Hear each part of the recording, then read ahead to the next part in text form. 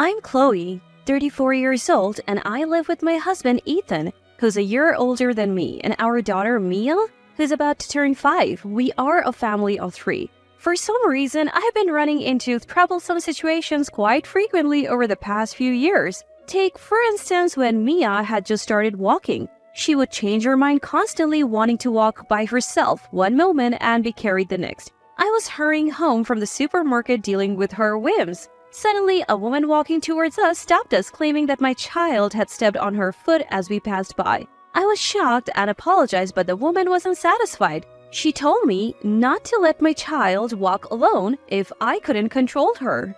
Trying to keep things calm, I kept apologizing, but then she started demanding money for shoe cleaning and medical treatment for her foot. However, I had been careful to pull my daughter's hand towards me to avoid colliding with the woman who had walked straight towards my daughter. I was reluctant to pay, sensing something off, and people began to stop and watch us, as it was evening and the street was fairly busy. Shall I call the police? A kind-looking high school girl offered to help just as Ethan, who was on his way home, called out to me from behind. Chloe, what's going on? As I began to explain the situation to Ethan, the woman quickly left, perhaps realizing she was at a disadvantage now that my husband was there. It's a good thing I came home on time today. You were really unlucky. Indeed, I'm glad you're there, Ethan. Thank you. Another incident happened on a different day. It was a holiday morning and I left Mia with Ethan to go to the bakery. A woman appeared as if she had been waiting for me and persistently demanded that I hand over what I had bought.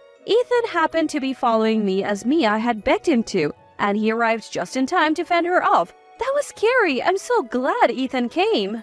You really are unlucky, Chloe. I can't always be there to help you, so be careful. I often find myself being followed by strange women, but I feel very reassured to have Ethan bravely fend them off. Today, I'm driving to my parents' house. Ethan loves Mia and me, and we usually go out as a family, but unfortunately, he has to stay home this time. Every year, we spend New Year's Eve at my in-laws' house, and then visit my parents, but Ethan's work has been piling up, and we have had to postpone our visit, so Mia and I are going alone. I talked to my daughter, who's sitting in the booster seat. I reattached to the front seat for today. Daddy's missing out, huh?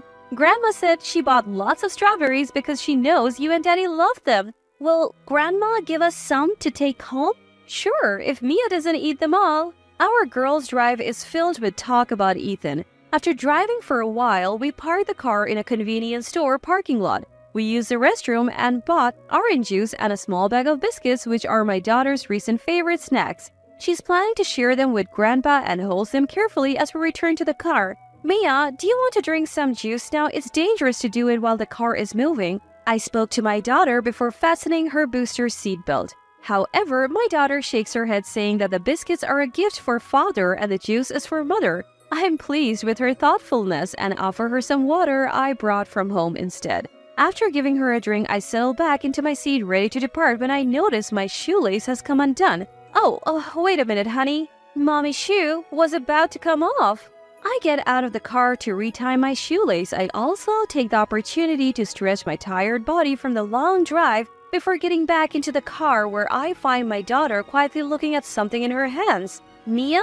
When I call her, I see that she's holding the dashcam. It came off. She's been playing with it and the recorder is playing back today's car ride at double speed. I told you this isn't a toy. I try to stop it but press the wrong button since I usually don't check the footage. The image switches and Ethan appears on the small monitor. I made a mistake. Daddy's on there, but I wonder when this was. As I casually look at the screen and reach for another button, an unfamiliar male enters the car in the video. And the conversation that follows is shocking. What does this conversation mean? I stop the playback and suggest to my daughter that we take a little break, putting on an anime DVD that's still in the navigation system. After confirming that she's happily watching her favorite anime, I nervously play the dashcam footage again, listening to the conversation between Ethan and an unknown male on a day he was supposed to be at work. After watching everything, I change our destination from my parents' house to the nearby police station and rush there. A surprised police officer checks the dashcam footage with me and advises that it's not yet time to take action, but suggests that I take the matter seriously and take refuge at my parents' house for a while. I'm told to consult them if anything changes, and I head to my parents' house with an unsettled heart.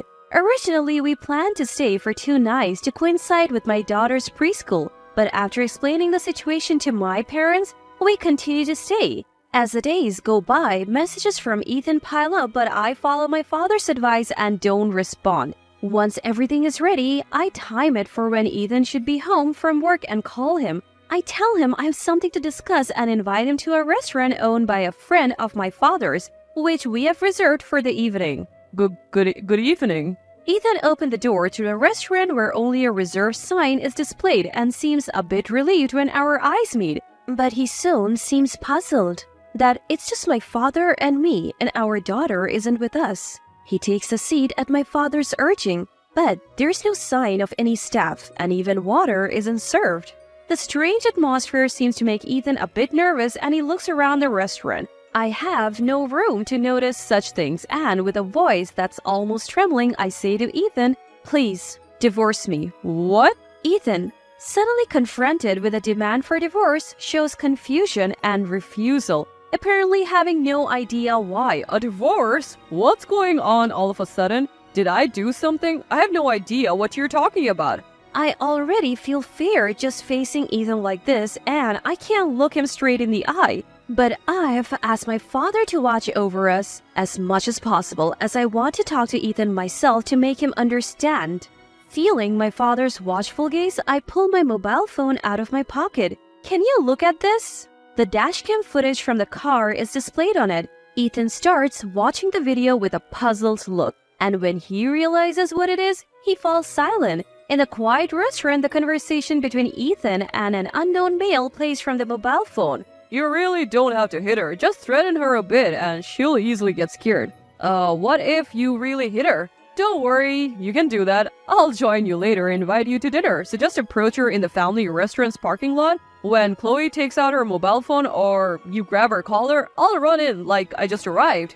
Ethan in the recording occasionally smiles but continues to talk seriously. This man who is instructing an unknown male to attack my daughter and me, and even planning the scenario where he comes to our rescue, is my husband sitting right in front of me. Realizing this again, I finally start to tremble. Moreover, from the conversation, I understand that this wasn't the first time my husband had instructed someone to harass us. In fact, the strange women who had bothered us before were also sent by Ethan, all part of a scheme to raise his own stock by conveniently rescuing us in our time of need. Recently, we had started to get used to being harassed by women, even imitating Ethan's method of repelling them, so now he had sent a man to save us from even greater fear, apparently to further boost his reputation. From the footage, I knew that the plan was for the day we were to return from our visit, so we had been staying at my parents' house all this time. Ethan finishes watching the video in silence,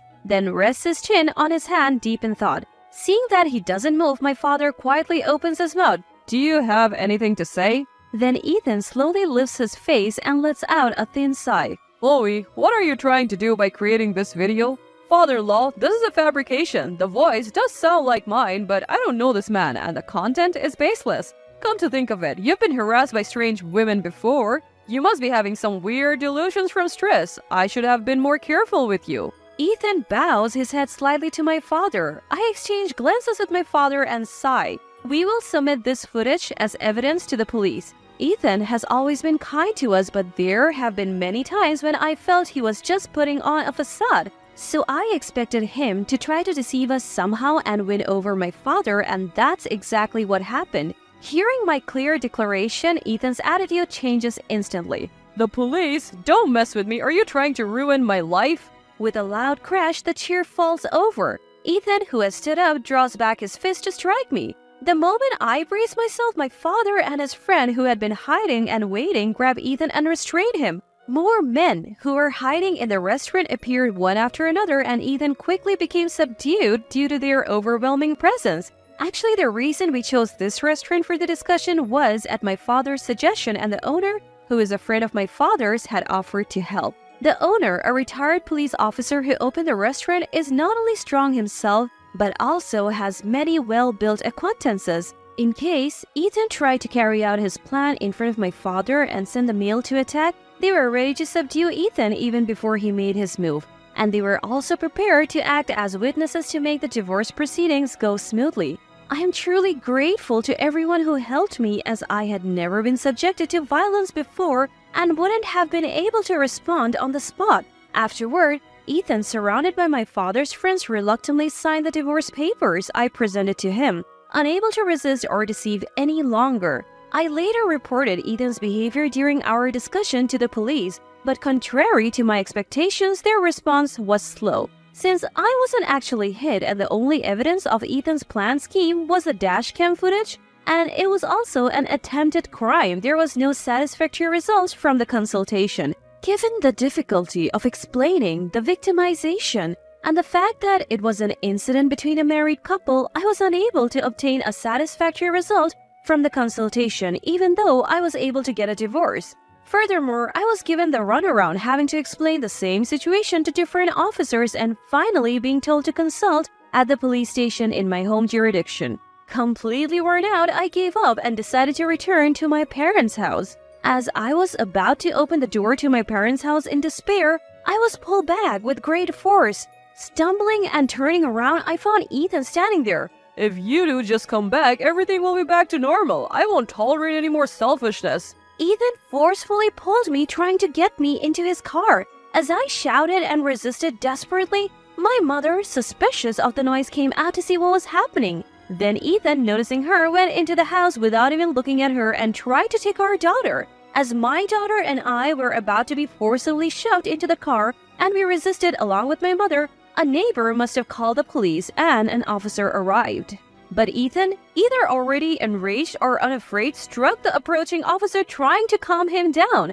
As a result, he was arrested for assault, violent behavior, and obstruction of law enforcement, and we had to visit the police station again that day to explain the situation. Although we were released immediately, Ethan would probably be in police custody for about 10 days. So I hurriedly arranged the move I had been planning and applied for personal information protection at the city office. My parents also decided to give up their home, whose location was known, and move to a rental property owned by my grandfather. Thus, a series of events that unexpectedly came to light with Ethan's arrest finally settled down. Ethan initially claimed during the investigation that he wanted to protect my daughter and me, that he wanted to be our hero, but the woman he had sent to harass us denied this when questioned.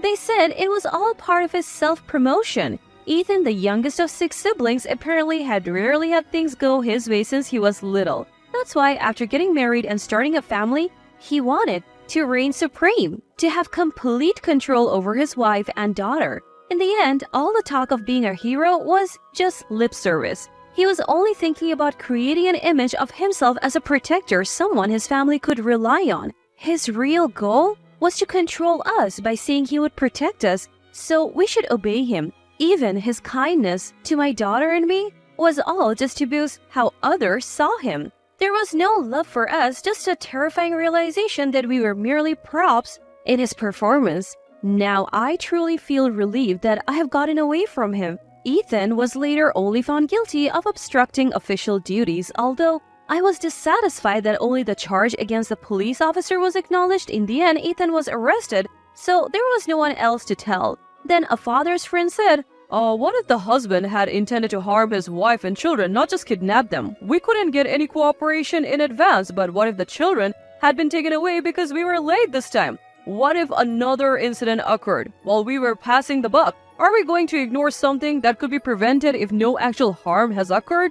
Thanks to the warning to the active junior police officers, I feel a bit better now. Now my daughter and I are free from strange women, starting fresh and enjoying our life as a mother and daughter in a new place. My daughter seems to think that Ethan is just staying at the old house because he's busy with work, but when she's older, I plan to tell her about the divorce, keeping the details hidden. Peaceful days without the ex-husband knowing our information? The days ahead with my daughter will surely be wonderful.